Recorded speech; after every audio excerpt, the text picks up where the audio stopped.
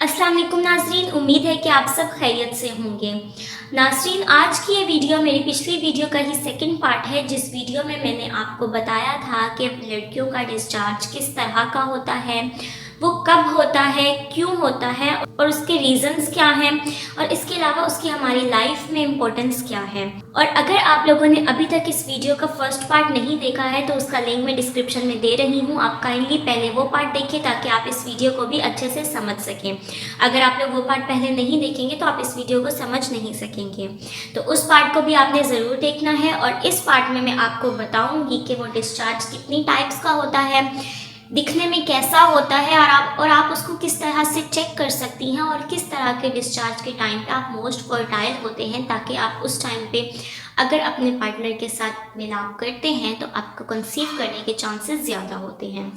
तो बगैर किसी ताख़ीर के अपनी वीडियो को शुरू करते हैं, मगर उससे पहले एक छोटी सी दरख्वास्त कि अगर आप हमारे चैनल पर न्यू हैं और आपने अभी तक हमारे चैनल को सब्सक्राइब नहीं किया है तो हमारे चैनल को सब्सक्राइब कर लें और बेल आइकन को हिट कर दें, ताकि आने वाली ऐसी इन्फॉर्मेटिव वीडियोस का नोटिफिकेशन आपको बवक्त मिलता रहे। और साथ ही साथ अगर आपको हमारी वीडियोस इन्फॉर्मेटिव और अच्छी लगती हैं तो हमारी वीडियोस को लाइक कीजिए, शेयर कीजिए और अपनी राय का इज़हार कमेंट्स में ज़रूर कीजिएगा।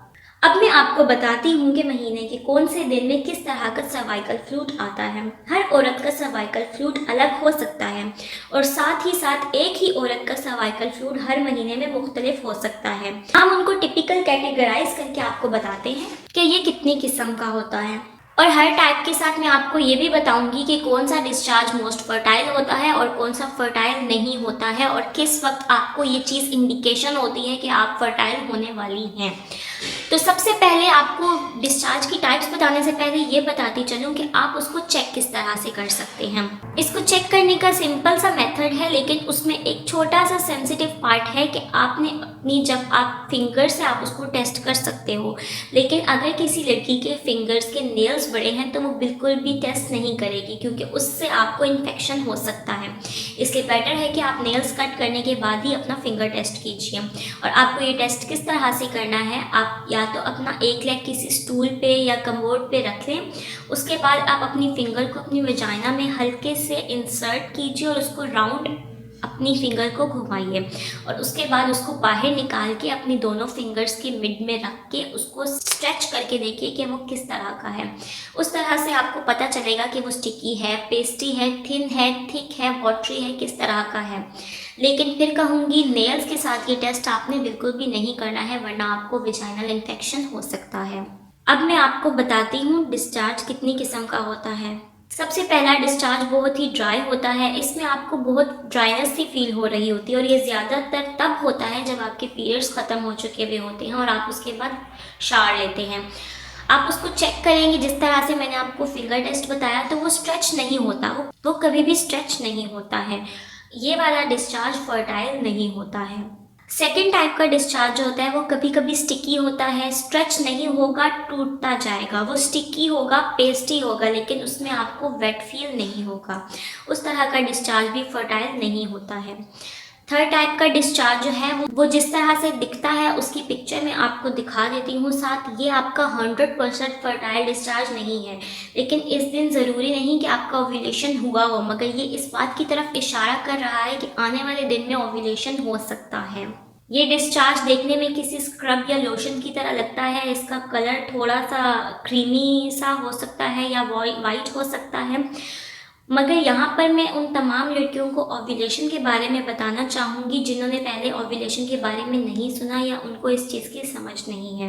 जिन लड़कियों को ये नहीं पता कि ओव्यूलेशन क्या होती है तो मैं उनको ये बताती चलूँ कि ओव्यूलेशन एक ऐसे प्रोसेस को कहते हैं जिसमें एग औरत की फैलोपियन ट्यूब में आ जाता है, जो कि एक मैच्योर एग, एक प्रॉपर मैच्योर एग होता है।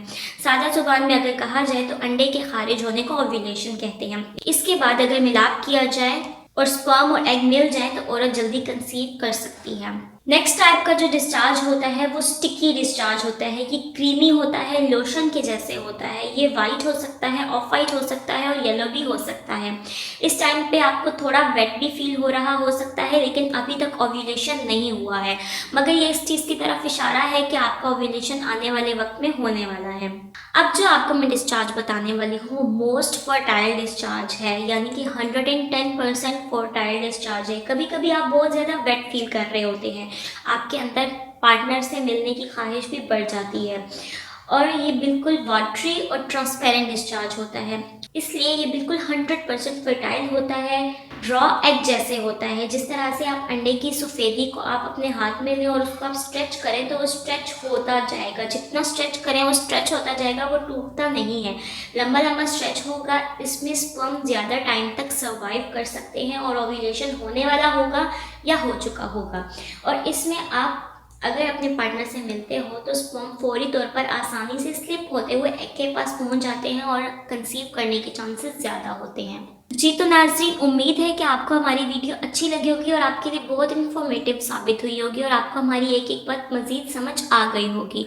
और अगर आपको कोई भी बात समझ नहीं आई है तो आप बिला झिझक कमेंट्स में पूछ सकते हैं, हम आपकी मुकम्मल तौर पर रहनुमाई करेंगे। होपफुली आपको वीडियो अच्छी लगी हो। अगर आपको वीडियो अच्छी लगी है तो वीडियो को लाइक कीजिए, शेयर कीजिए और अपनी राय का इज़हार कमेंट्स में ज़रूर कीजिएगा। साथ ही साथ ऐसी मज़ीद इन्फॉर्मेटिव वीडियोस हासिल करने के लिए हमारे चैनल को सब्सक्राइब करें और बेल आइकन को हिट कर दें। ख्याल रखिएगा अपना। आपसे मुलाकात होती है अपनी नेक्स्ट वीडियो में, तब तक के लिए खुदा हाफिज़।